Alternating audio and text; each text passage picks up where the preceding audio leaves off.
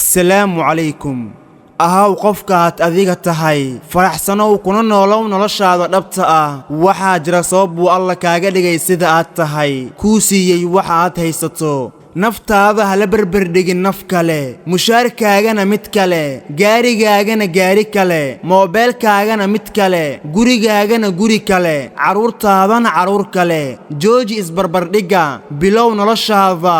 waxaan hubaa markaasi inaad noqonaysid qof ku raaxaysta noloshiisa uguna farxada badan midna ogow waxa ugu adag adduunka waa inaad isku daydo inaad noqoto qof kale aadan ahayn dadka qaar ayaa u dhimanaya inay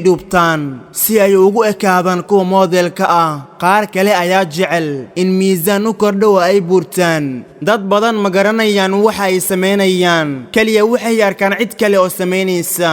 waxaa la joogaa waqtigii aad joojin lahayd arrintaas kuna farxi lahayd sida aad tahay iyo waxa aad haysato